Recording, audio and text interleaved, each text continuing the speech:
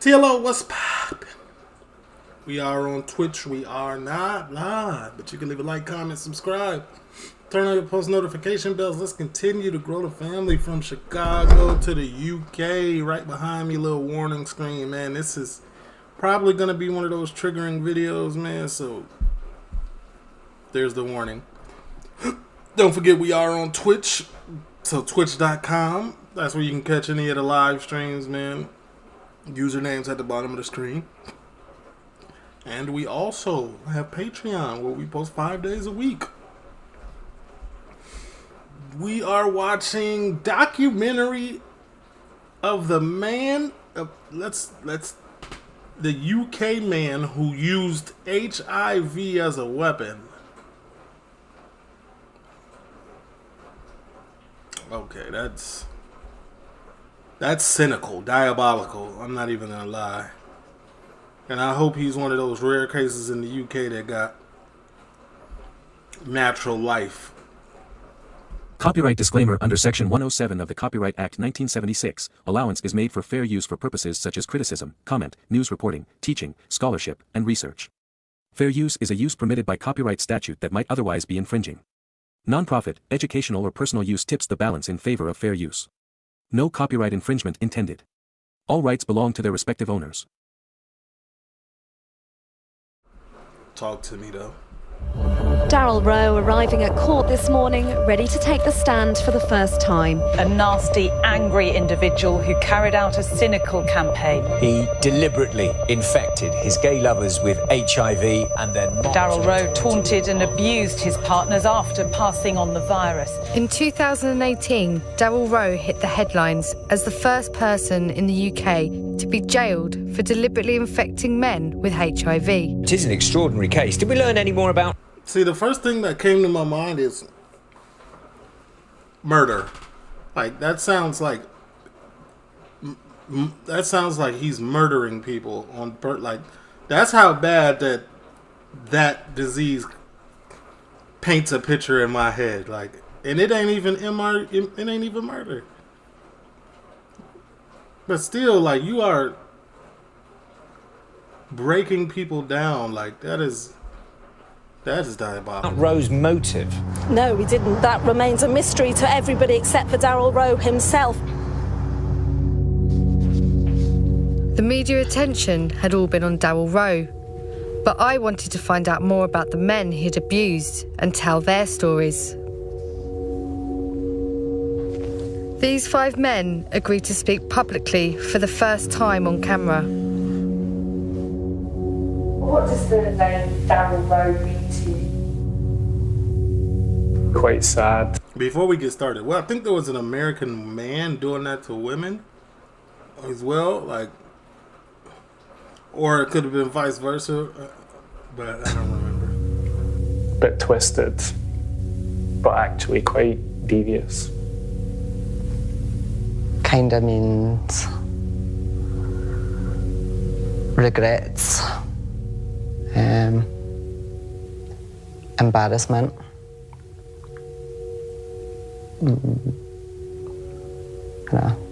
Nervousness. It just means someone evil. When I met the men, they all had the same question: why? This is their story, and my attempt to get them some answers. Hi, Daryl. How you doing? I'm alright. Listen, I've got Charlotte here. Right. And she wants to ask you a few questions. Yeah. Hello. Hello. We've got 10 minutes, right? Yeah, I've got 10 minutes. I'm just going to go straight into it then, Daryl, because I think that's probably the easiest way. Sure. Okay, bye.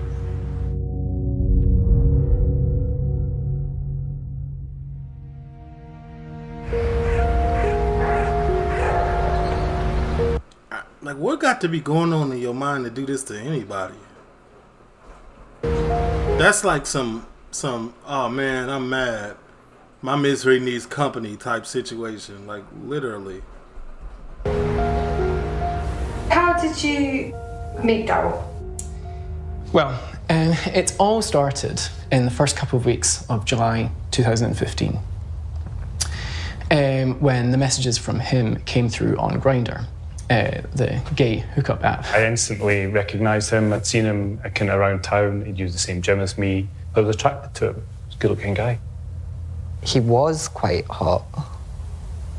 And he seemed like a nice person, which at the time I didn't have any reason to question that. I actually thought he was Italian. Very struck by how toned he was. And we arranged to meet up. I was excited about going over just to hang out with the possibility of more.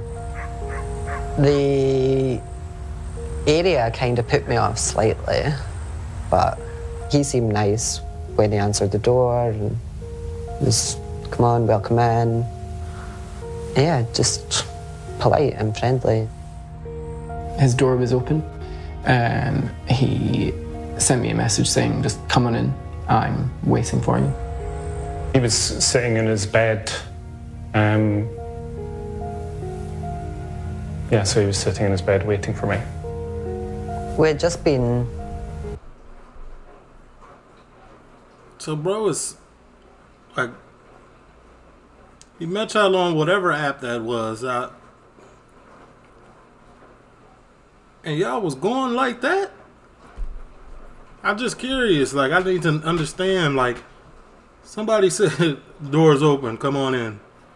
And he was in his bed waiting? Hanging out for a couple of hours. They moved through to the bedroom and he didn't have condoms, but we both decided to have sex anyway. He was quite direct, essentially making it clear he wanted to have unsafe sex. And sort of questioned him, you know, are you sure that's safe? And he sort of reassured me, like, yeah, man. Don't be...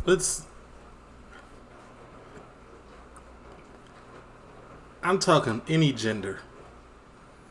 If the person that you're meeting up with, if that comes out of their mouth, oh nah, let's just do it on... Huh? That's a red flag. Be so paranoid. I asked him to put a condom on, and he appeared to do so. After we had finished, I looked down at the bed, and the condom didn't seem to have semen in it. And I said to him, did you have that condom on? And he was standing next to the window and he flopped his hair back and said to me, are you one of these paranoid people? Yes, I had that condom on. And I just thought, oh, well, okay then. I stayed and chatted for about 15 to 20 minutes and he showed me his favorite Pokemon video. I made my excuses and left. I ended up staying the night and we stayed up most of the night together. I would have been happy to carry on seeing him, whether it was just for fun or maybe go on a date. As I left and got on the bus, I checked my phone for messages, and because my online status came up on Grindr, he messaged kind of almost in a huff and be like, I can't believe you're online already. Oh, you're a slag for being online so quickly afterwards. And because it was high maintenance, I was just bro, it was crazy. Cut the conversation dead. Take last night for what it was. He then sent me subsequent messages asking if I enjoyed it. He would also phone me up, and then when I answered, he wouldn't say anything. 8 days later, he snapped and sent me a series of short messages in quick succession saying, you're a fucking revolting jackass, ha ha ha, ha, I took the condom off. And he also included in these messages emojis depicting crying with laughter.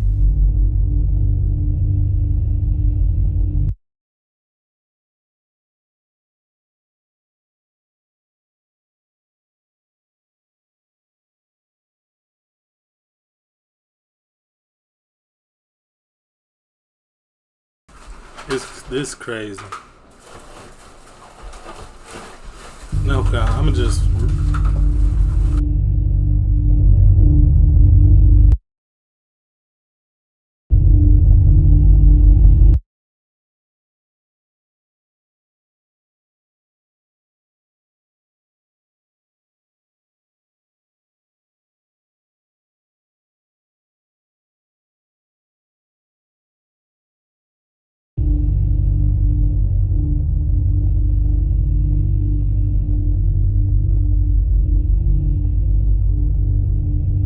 I got this message saying that he was HIV positive, and that it had a very high. I know that to hear that is like stomach to floor type situation. Viral load, and I was kind of, what is this? So I sent him a very courteous message saying, "I'm sure you agree. It's not a particularly nice thing to do to send that to someone. Can you confirm that that's not true?" And then he sort of was deliberately left it for a while. Eventually came back. It was kind of frustrating, isn't it? Sort of, you're trying to make a point about me not replying to his messages.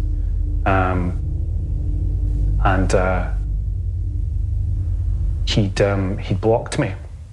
The next time I heard from him would be almost a month exactly.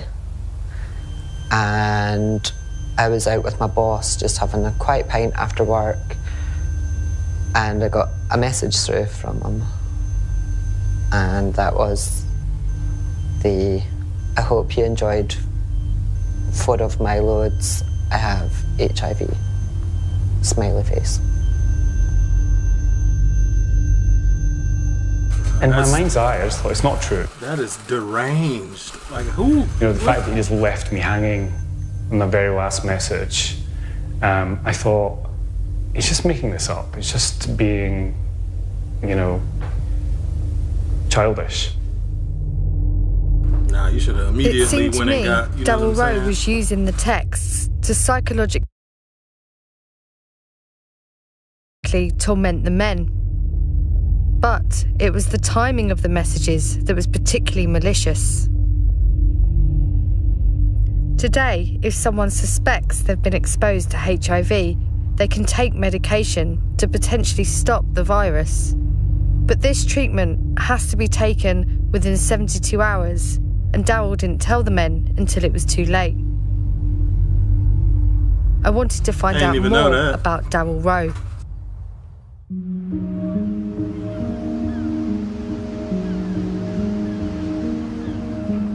I discovered he'd been in care from a baby and tracked down his foster parents, who'd looked after him from the age of 8. It's the first time Jackie and Harry have spoken publicly about their son, but then they'd known a very different young man. He was very loving, so it was easy to love Daryl because he was so desperate, wasn't he, to be loved? He actually asked if he could be calling us mum and dad. And he said, yeah, that's fine if you want to call us mum and dad. I was always really proud that Daryl was so sociable with friends and family. When he was young, most people really liked Daryl. Yeah, he was good company. He was good at kind of making people a cup of tea when they come to the house. He was a really lovable boy, and he was very loving. To think that he would deliberately infect anybody with HIV, it's unbelievable. There's absolutely no excuse for Daryl's behaviour. That's the thing, you never really know what's going on in nobody's head, man. They could be normal as ever on the outside, but they have just cynical, diabolical plans for everybody around them.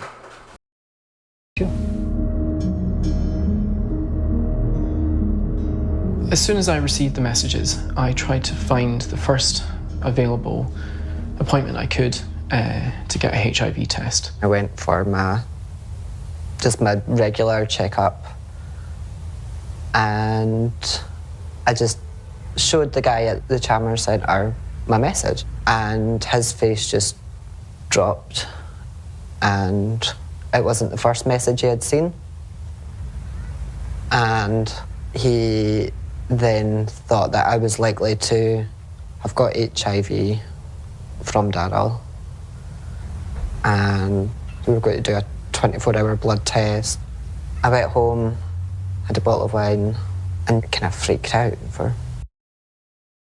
I ain't gonna lie, you had just one bottle of wine? Listen, I would have been at the... If I was in that situation and a woman had did that to me, like, I'd be at the bottom of a bottle of Hennessy. I'd be... That is... Of course, it's not like 1960 with it. It's still 2015. Like, it's... You can live with it now, but still, it's traumatizing. Like, it's life in... Like, it's... I don't know. The next 24 hours. I was almost stuck just sitting on the edge of the sofa thinking, how's my life going to change tomorrow night? I got a phone call from the clinic asking me to come in that day. And I knew you only get a phone call if it's positive. And I fell silent and started shaking and said, did that test come back as positive? And the nurse on the phone said, it has, yes. Man. Just a crazy spiral of depression and self-detonation probably having out of that.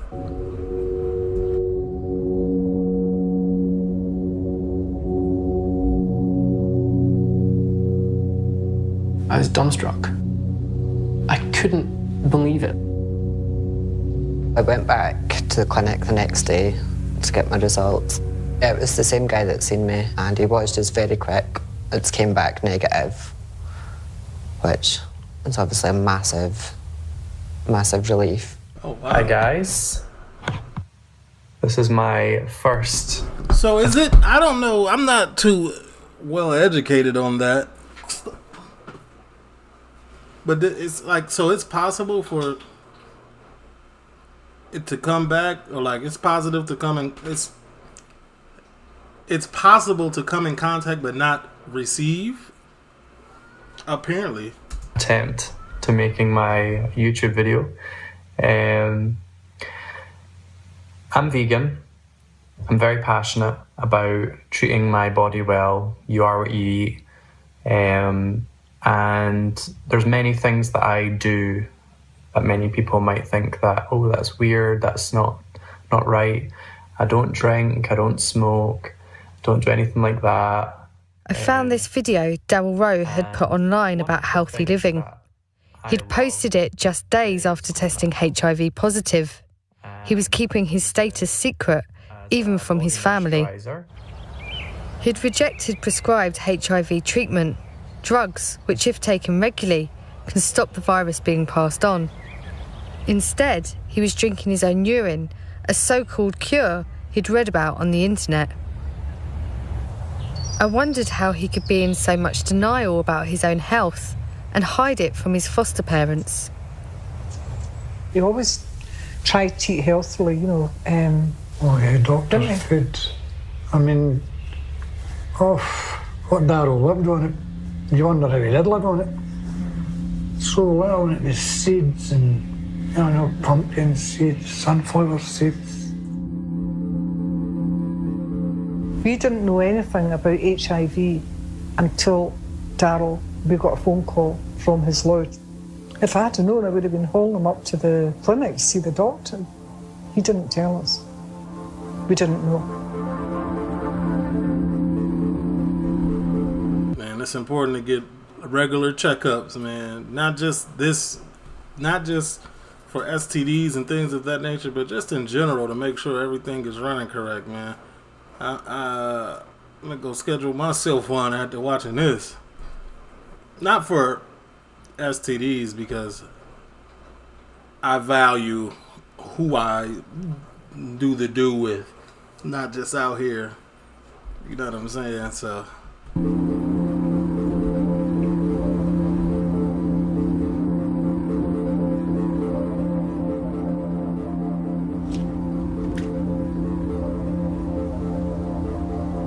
think Daryl would be about 9 years old in this one.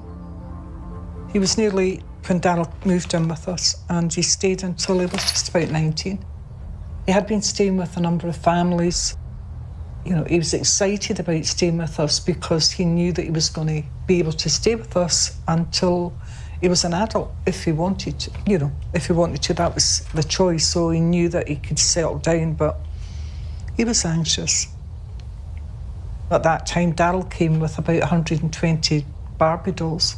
And I remember at night, we used to have to bath Daryl, then bath all the dolls, brush her hair. Honestly, it was a mission.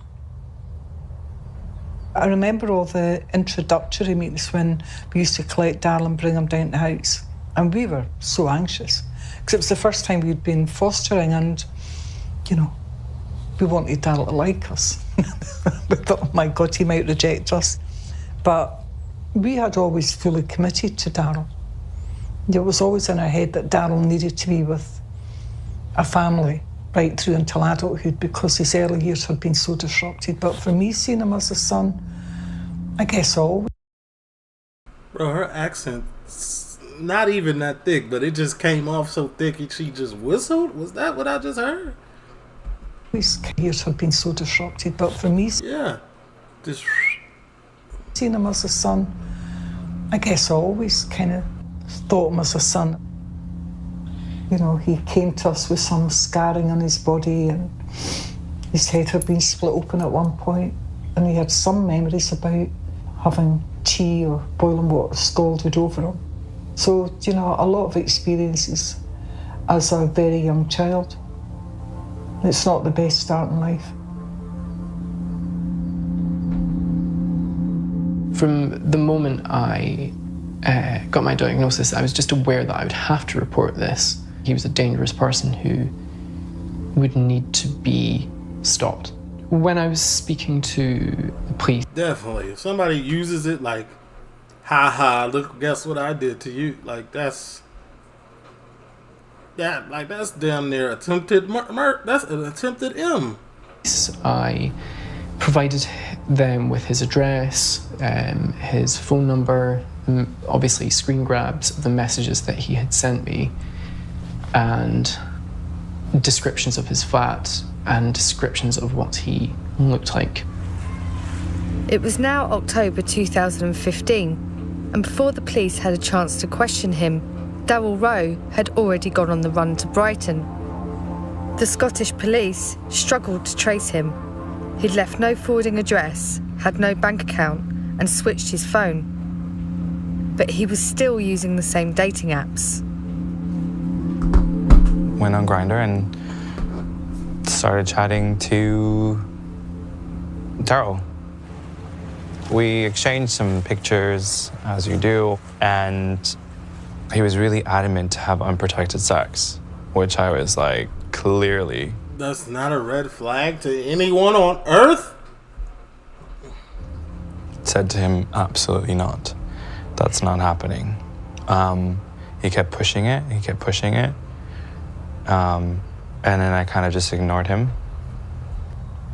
And then obviously he kept messaging, and he was like, you know, fine, you know, we'll you know, whatever, we'll do it your way. And then he was at my door. He just showed up to my house. I was like, oh, what do I do? And I just basically just let him in. So yeah.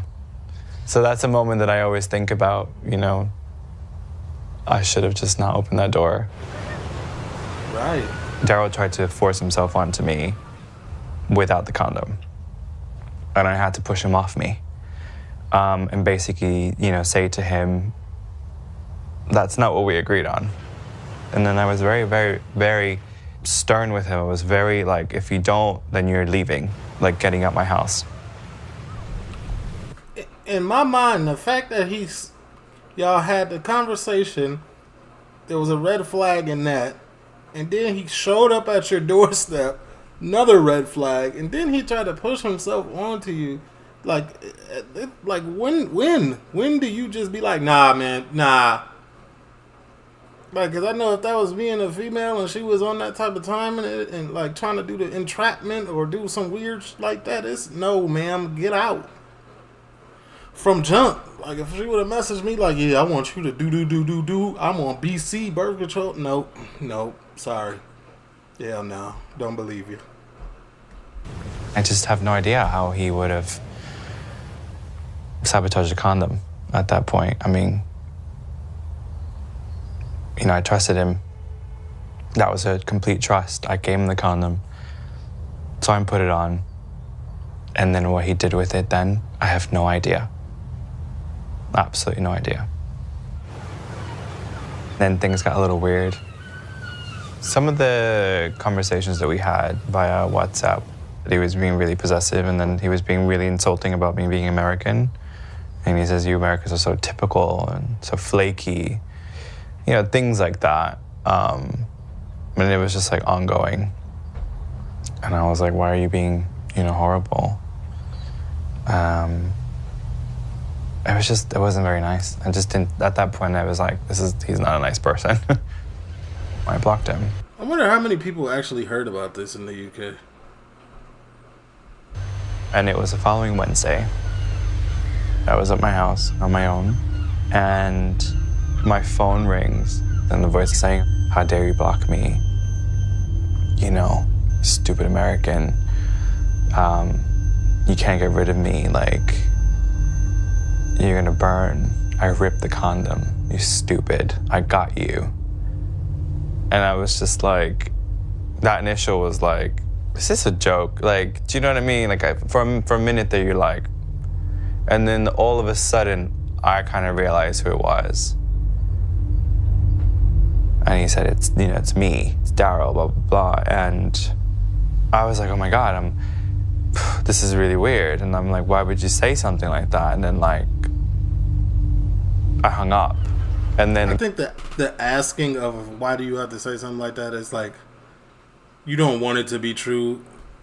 Self-preservation. But don't nobody play like that, I don't feel. I ain't never heard nobody play with something that serious. Again, the phone rang, and I picked up again, and he said the same exact thing. I ripped the condom. I got you. This rush of fear just kind of went over me. It was about 2 weeks after Daryl stopped contacting me. I got really sick. I felt really ill. Man, that's tough. I got some antibiotics, started feeling better, but I wasn't still 100%.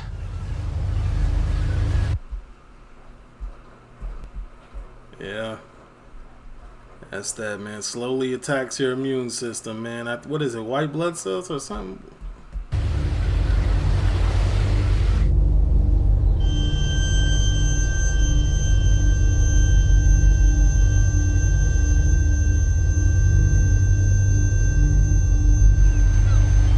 I went to the clinic and I just got my usual checkup. I got a call from the clinic and a text saying, we need you to call to discuss your results. And I've been tested many times before, and they usually tell you that you're all clear, you know, you're good to go. And this was a different call. And at this point, this huge fear just came over me again, and my friend just yelled at them over the phone saying, just tell him what it is, he's in bits right now. And then they said, you're positive.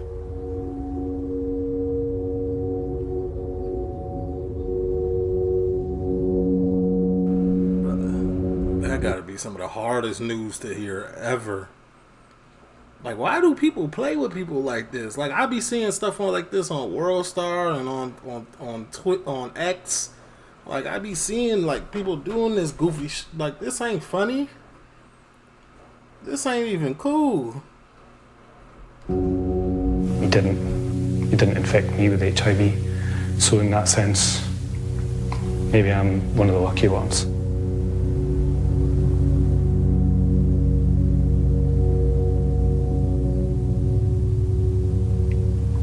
I do feel a bit guilty because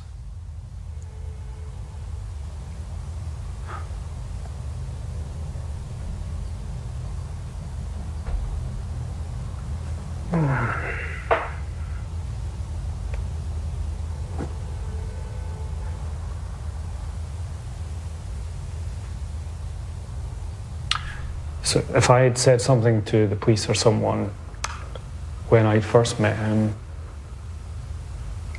someone could have spoken to him and stopped him in his tracks. That is how I feel about it.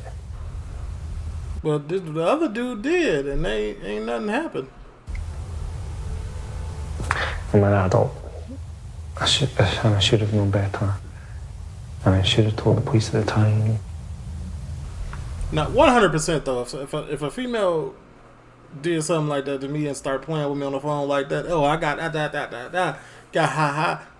hello 911, instantly. That's the one time I'm calling the police. I do not care.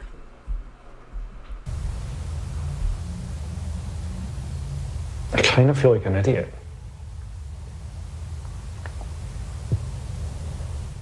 I remember saying to myself, how can I be so stupid? Thinking I had done something wrong with somebody. Not that I did. It's just... You should have just followed your gut instinct and trusted the universe and what it was showing you. Trusted God and what... No, let's just say the universe for you in yours. Okay. Like, trusted the universe and what it was telling you. Really overwhelming. The universe told you several times, no. The most overwhelming feeling ever in your life. You just feel like your life's over. You know, that's how I felt. Shit, my life's over. I went to the clinic the next day. She asked me the questions again. She's like, do you know who it could have been? Daryl came to my head and I was like, yeah. Funny that I received these really weird phone calls from this Scottish guy. And she was like, we've had 4 other cases that have pretty much said the same exact thing. I just looked at her and said, get the police. I want to report this. Lenny reported what happened to Sussex police on February the 4th, 2016. Shit happens. But I'm angry to find out there could be more people. And what are the chances? Everybody's pointing to the Scottish guy, you know. He gave them what they'd been missing, a description of where Daryl Row was living. Really sick. He told us he was going to Brighton because it was the kind of gay capital of the UK, that life would be much better for him there. He felt that he could get a job hairdressing, he'd managed to get accommodation, so it all sounded like it was a positive move, so we were delighted for him. He was on the thinking, run. do you know, that is possibly the best. He was on the run in his hometown and went somewhere else and started all over and started the same diabolical behavior. And we could do. Didn't know. We had no inkling that he'd been involved.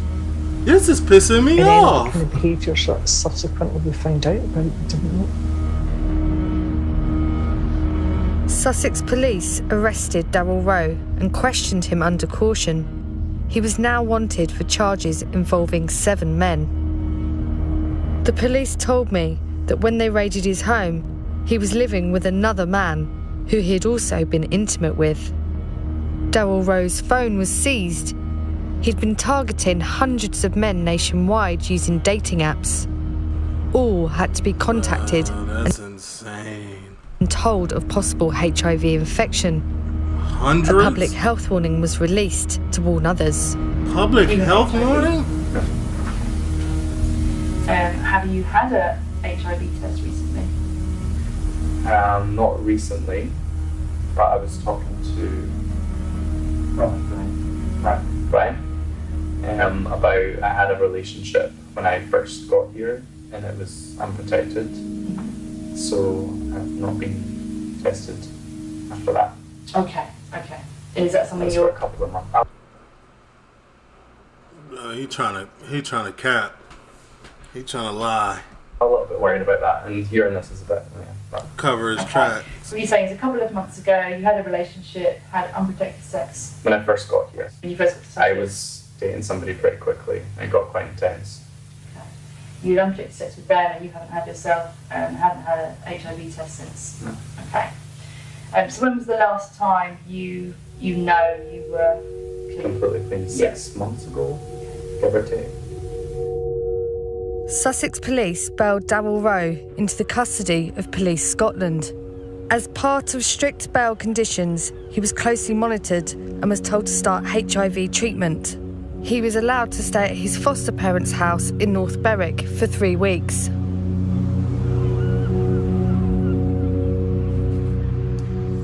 mean, he was relieved to have been bailed to our address for a bit and to be back home. He looked unhealthy. He didn't look well. He hadn't been looking after himself. He hadn't been taking any medication. It was a case of giving him a big hug and trying to settle him into the house. I ran him a bath. Harry had a dinner cooked for him. He spent a lot of time with Shadow, cuddling her, and over the next few days going out for walks. Certainly expected to go to jail. I remember when he said, I've let you and my dad down, you did everything you could, none of this is your fault. Expected to go to jail. I remember when he said, I've let you and my dad down, you... Oh, okay. Daryl was saying this to y'all. Did everything you could, none of this is your fault. Okay. I said to him, Daryl, you know, I'm so surprised because you've never been a kind of violent person. You've always detested violence. This is extremely violent. You know, when he ran off, I was really surprised. Daryl Row bolted and went on the run, hiding first in the Pentland Hills above Edinburgh. During the search for him, the Scottish police discovered an abandoned tent. They told me they were alarmed to find HIV medication inside with Daryl Row's name on it. And of course, without taking the medication, he was once again at risk of being infectious.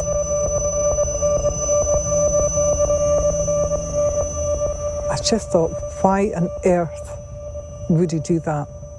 Because we had talked about the need for him to face up to things, and I just was really disappointed by it because I knew that the outcome would just be much worse.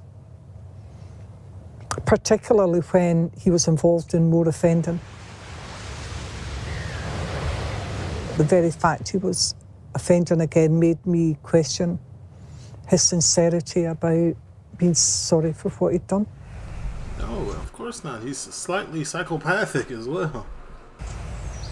I was very angry when I found out that he was on the run and he had, you know, met other people and other men and had done that to them. And I kept saying that. He's going to do it to other people. He's going to do it to other men. He's going to keep doing this because he's sick in the head. Like, there's something, you know, obviously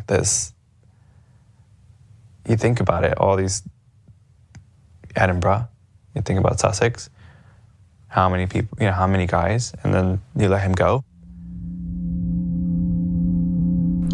Yeah, buddy. How did he get bail? How? I've seen people with less heinous crimes get denied bail on DRUGS charges. But y'all let this man get bail?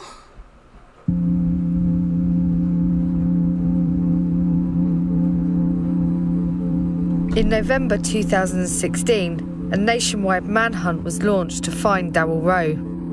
At this stage, it was estimated that 22 men had reported him to the police.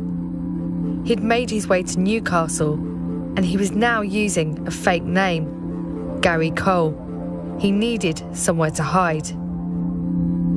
I created a profile on a web dating site called Plenty of Fish, and Daryl Row, who I believe was called Gary Cole, got in touch with me. He said that I had nice eyes. He also said that he liked older men. He liked what he'd heard about me. He liked the way I dressed, the way I wore my hair. I was obviously very flattered by his comments. Eventually, after a couple of weeks, we actually did meet up, and things moved on from there. I did find them sexually attractive. I did actually find them appealing in regards to, you know, the kind of person, emotionally and mentally, that I would actually want to have a relationship with. Then I would have possibly maybe fallen in love with a guy. 3 days after I'd actually met Daryl, he came over and he told me he was having some issues with a friend who he was staying with in Sunderland. I said he could stay with me until he found somewhere more suitable for himself. Daryl Row lived with Tom for the next 3 months. It's always been far more difficult for me to actually, in fact, almost impossible for me to actually approach a man. And I guess that's probably why I've been quite gullible and you know. Yeah, he preyed on you. He knew what was going on. Taking what I can in regards to attention from men. There was a honeymoon period. Everything seemed to be going really well. But soon he didn't really want me going out. I wasn't allowed to go anywhere, do anything I wanted to do. He was able to control me in a way which I don't think I ever want to be, you know, treated in that way again. It's almost like he put me in a box. I mean, I couldn't even watch the news. A warrant had been issued for Daryl Row's arrest. The Scottish and Yeah, that makes sense. You couldn't watch the news because he was probably on there somewhat. English police were working together and were on his trail. Their investigation led them to an escort website. An officer told me about his unusual identification method. He'd recognised an image of Daryl Row's penis and matched pictures seized from Row's phone. The mobile number on the profile was traced to a house, Tom's home. On the morning of our arrest, I heard the dogs barking, so I was on my way down the stairs to find out what they were barking at. I opened the door and there was a lady police officer there. She asked me who was there with me. I told her, this is my partner. She asked me to describe him, and I said he's 5'10", Scottish accent. As soon as I said Scottish accent, 2 police officers ran past me, up the stairs. By the time I got up the stairs, the officer was coming out of this room over here. Yeah, you had no idea what was going on. And said, he's not here, where is he? I says, well, he must, the only way down, apart from going past us, is to go out the window. So we walked into here, and there was no one here. Couldn't see anyone in the garden. After trying to open the window, he said, well, you know, couldn't have gotten out of there because the window doesn't open up. And I says, yes, it does. There's latches on both sides. So we opened up the latches.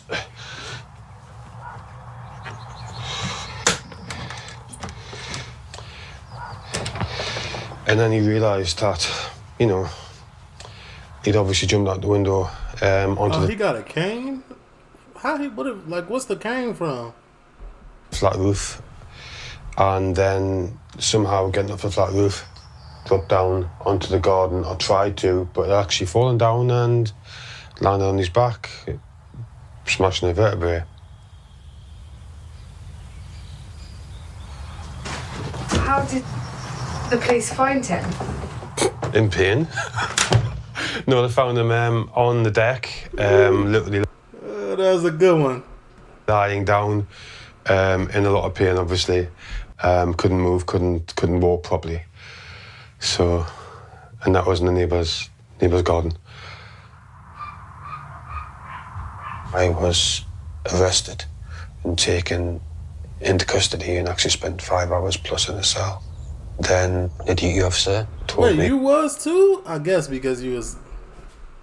that his name wasn't Gary Cole, it was actually Daryl Row, and that they had reason to believe that I may have been his last victim.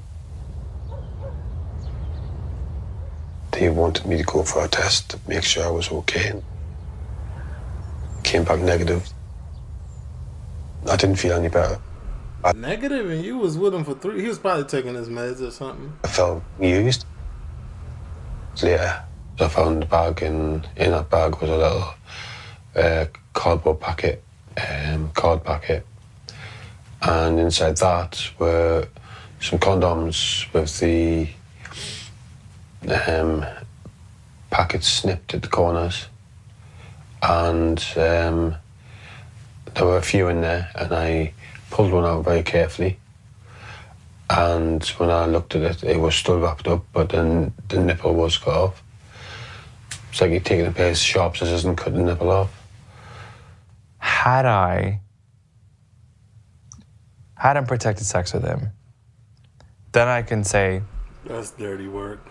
Shit, you made a mistake, and you get over that, right? But the fact that I didn't make that choice, and he ripped a condom and took that and made that what it was for him to get off, and he changed my life. And that's something that I can't get over. I feel I've been a victim of... That's acceptable. You can only be mad at the things that you couldn't change, or the choices you made, but somebody took that choice from you. That's acceptable. Right. I feel like I've been violated. I feel like there is a right of mine that's been taken away without my consent. And that's the thing that I struggle with on a day-to-day basis, is how can somebody be so fucking cruel?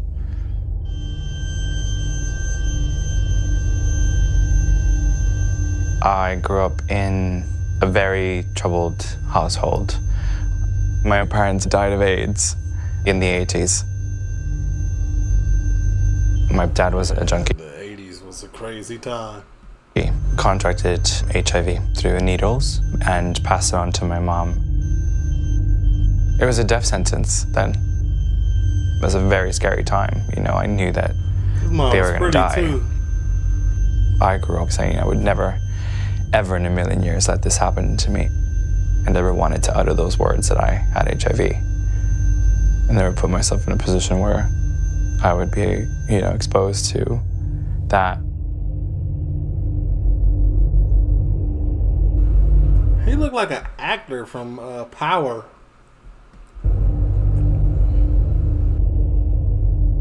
In April 2018, Daryl Row became the first person in the UK to be jailed for deliberately infecting men with HIV. The charges were GBH, attempted GBH, and in Scotland, culpable and reckless conduct. Culpable and reckless conduct seems like such a minor charge. You know what I'm saying? GBH, an attempted GBH? What? Oh my God, he's gonna be free at some point. 24 men appeared in court to accuse him of abuse, but the exact number he targeted is still unknown.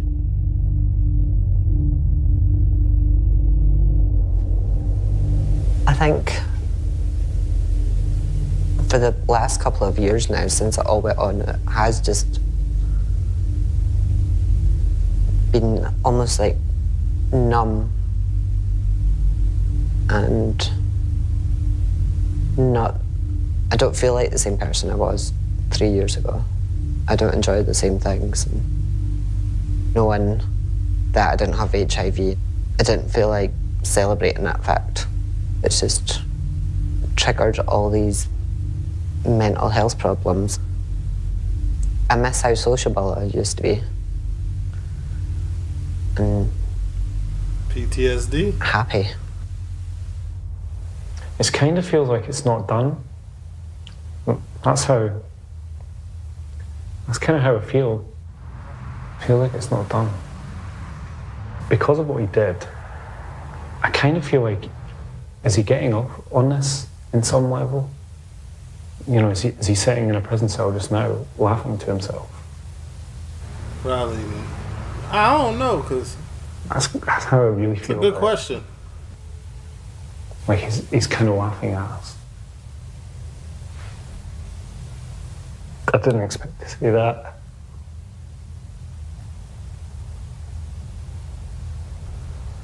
I'm not even gonna hold you, man. This is one of the moments. This is all acceptable. To feel how you feel. Anybody who's in this situation, male, female, whatever, it's rough. Daryl Row has always denied any responsibility for his actions. After meeting the men, I was determined to talk to him, and he finally agreed to speak to me from prison.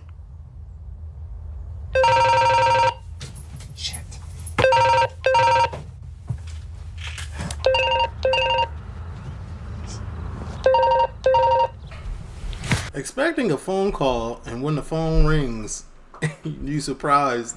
That's wild. That's crazy work. Hello. Hello. Hi, Daryl. How you doing, Daryl? I'm alright, how are you? I'm good. Listen, I've got Charlotte here. Right. And she wants to ask you a few questions. Yeah. So I'll pass you over to Charlotte. Hello. Hello. So, on behalf of the men that were affected, I want to ask you, why did you do it, I suppose? Why did this happen? Yeah.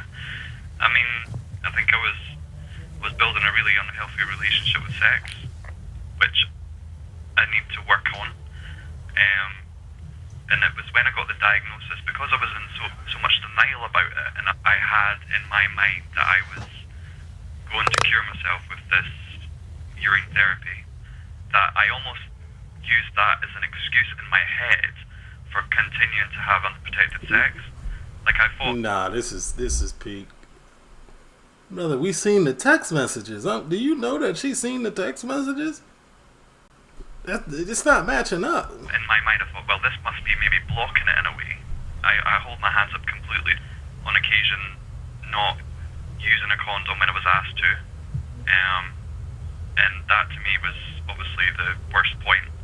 I mean, 100% in my mind, I wasn't thinking, right, I've definitely not got it. But I was, in that point, I was convinced, I was thinking, right, I'm blocking it. But at the time, in that kind of high emotional sort of situation, I used it as a sort of, well, like a weapon to get a reaction from them, which was really immature. The only time it was in my thought process when I was afterwards, and I thought, wait a minute, what if I have passed it on to them? What if the cure's not working? That was probably the only time that the HIV came into my mind. And why did you send the text messages about HIV? Yeah. I mean, I wasn't coping well at all when I was rejected by anybody, and I think it was building up. The thing I really couldn't cope with was when This is waffling on. They're all listening to it too, probably? I was talking to somebody or dating somebody, and they would maybe make plans with me, but then they would just completely ignore me for no reason, no explanation. And then obviously the messages came out at that point, that kind of emotion. Yeah, and at that point it was about HIV. That's the first thing that came to my head. I thought, this will get a reaction, this will get them responding to me.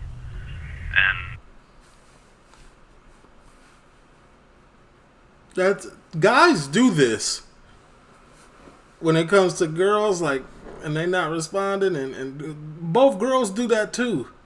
Alright, man, let me say the most craziest thing I could think of, but I think this is like this is the most extreme case that I've ever seen of it. It got out of control. I would like to say to the men in Scotland and in England that I am really sorry for my behaviour. I'm sorry for being so naive and so reckless, and that they are the ones that are suffering now for that. But I mean, the main thing for me is a hope that they can forgive me one day, and that they can try and live a happy life and put this behind them. I wonder what their response to that is. Hi, Daryl. Hello. On another not so important note, guess what I got today? What? The DVDs that you sent me. Oh, really? So I've got Cougar Town and the Dua Lipa CD. Cougar Town. Listen, it's so funny, it's hilarious. Do you know what we've been watching? Grey's Anatomy. I love that. I don't want to have the same show interest as him, but I like Grey's Anatomy as well. How amazing is it? I know. Oh, it's such an... How far into it? I mean, it's got 15 seasons. We've watched up to the end of 14. Do you not remember? Oh my god! How is she? Is it though? God. I mean, it just has episodes like that out of the blue and you're just on the edge of your seat. I know. You're further than me. I've only got to, like, what was it? Okay, I don't want to hear this. 11 season 11? But yeah, oh my god. Thank you. We do not care.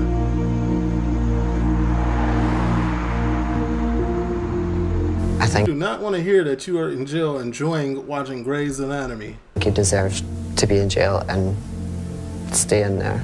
He's an ongoing threat. I think behind bars is where he needs to be. I hope somewhere inside him that he one day realizes what he did was really wrong. Doesn't sound like he cruel. realizes yet.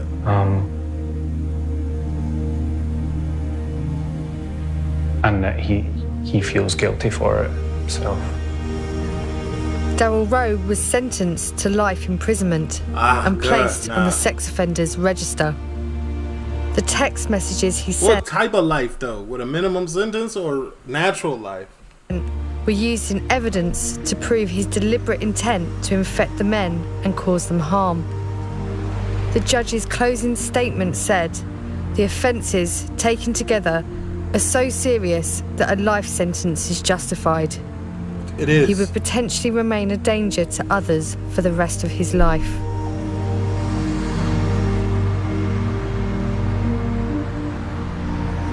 Oh. Hi. Okay? Yeah, I'm fine. Difficult. Okay.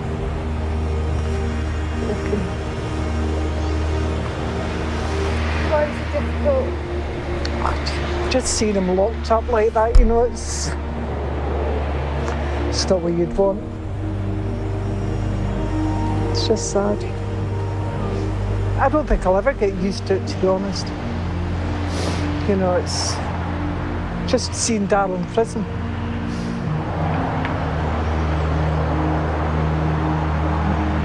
If I see him 3 or 4 times a year, that'll be about as much as I'll ever be able to see him. Well, Daryl made choices. I know you I feel really grateful that medication has moved on. It's okay to live with HIV. It's not a death sentence. That's all I can really say out of it. And I thought that when I first found out. I really did. I That's how I felt when with the title. thought that was it for me. And silly me, stupid me for thinking that, which is not. It's not the truth. It's not the case. The psychological abuse has affected me a lot more than the HIV infection. You know, for the HIV infection, I can take 1 tablet once a day and lead a very ordinary life. That's a breathtaking scientific achievement. I'm just gonna move on and enjoy my life and live a happy one. I don't know what just happened. Some music got to playing probably. Yep. This is a crazy story. I ain't even never heard of nothing like that going on in the UK. I've heard of cases like some touching on like 1 person or 2, but like 23 with a possible however many else is insane. I'm gone.